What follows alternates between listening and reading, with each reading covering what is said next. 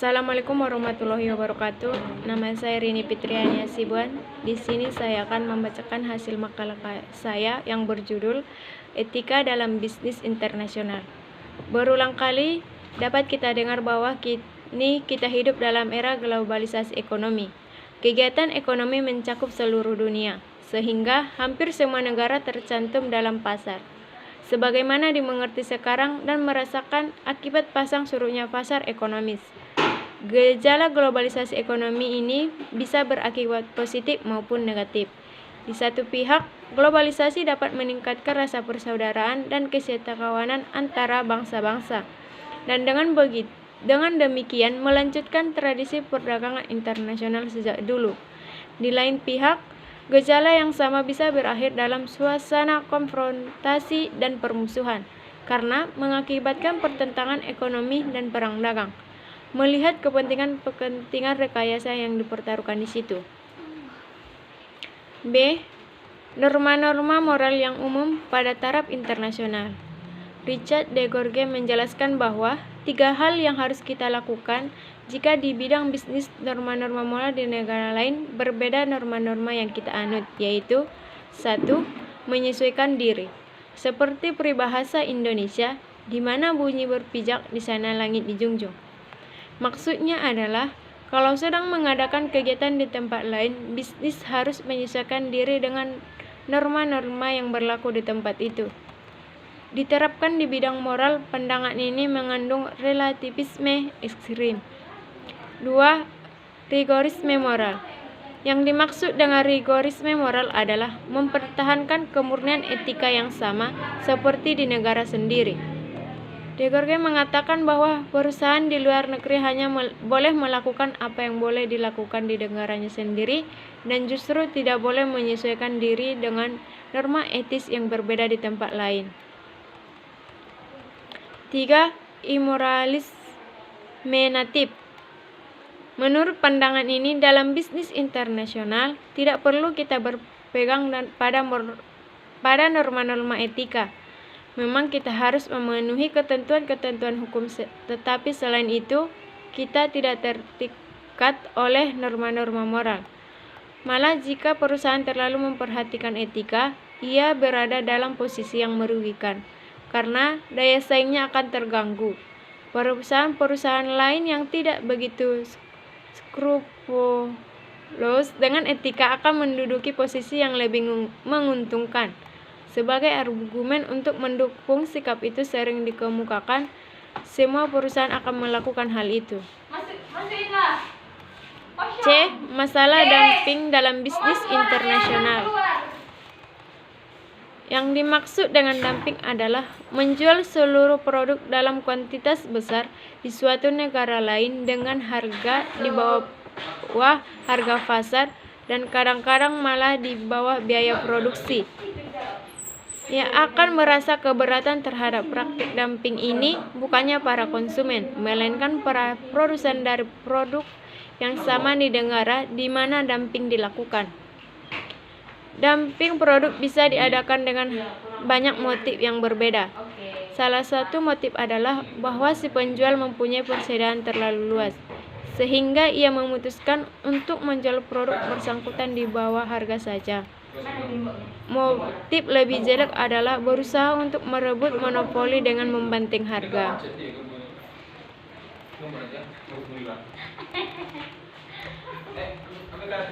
Praktik dumping produk itu tidak etis karena melanggar etika pasar bebas. Sebagaimana dumping dalam perlombaan olahraga harus dianggap kurang etis karena merusak kompetisi yang fair. Demikian juga praktik seperti dumping menghancurkan kemungkinan bagi orang bisnis untuk bersaing pada taraf yang sama. Kalau dilakukan dengan maksud merebut monopoli, dumping menjadi kurang etis juga karena merugikan konsumen. Akan tetapi, tidak etis pula bila suatu negara menuduh negara lain mempraktikkan dumping, padahal maksudnya hanya melindungi pasar dalam negerinya. D. Aspek-aspek etis dari korporasi multinasional. Yang dimaksud dengan korporasi multinasional adalah perusahaan yang mempunyai investasi langsung dalam dua negara atau lebih. Jadi perusahaan yang mempunyai hubungan dagang dalam luar negeri dengan demikian belum mencapai status korporasi multinasional, tetapi perusahaan yang memiliki pabrik di beberapa negara termasuk di dalamnya. Kita semua mengenal korporasi multinasional seperti Coca-Cola,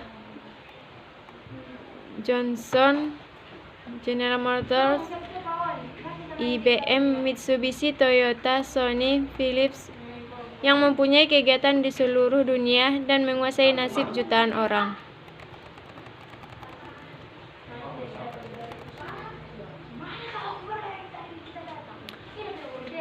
Karena kekosongan hukuman pada tarif internasional, kesadaran etis bagi KMN lebih mendesak lagi. De Gourgues merumuskan 10 aturan etis yang dianggap paling mendesak dalam konteks ini. 7 norma pertama berlaku untuk semua KMN, sedangkan 3 aturan terakhir terutamakan dirumuskan untuk industri berisiko khusus seperti pabrik kimia atau instalasi nuklir. 10 aturan itu adalah: 1. Korporasi multinasional tidak boleh dengan sengaja mengakibatkan kerugian langsung. 2. Korporasi multinasional harus menghasilkan lebih banyak manfaat daripada kerugian bagi negara di mana mereka beroperasi. Dengan kegiatannya, korporasi multinasional itu memberi kontribusi kepada pembangunan negara di mana ia beroperasi. 4. Korporasi multinasional harus menghormati hak asasi manusia dari semua karyawannya.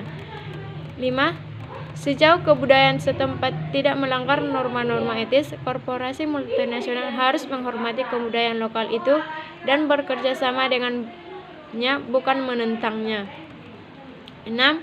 Korporasi multinasional harus membayar pajak yang fair. 7. Korporasi multinasional harus bekerja sama dengan pemerintah setempat dalam mengembangkan dan menegakkan background institutions yang tepat, mengembangkan dan menegakkan.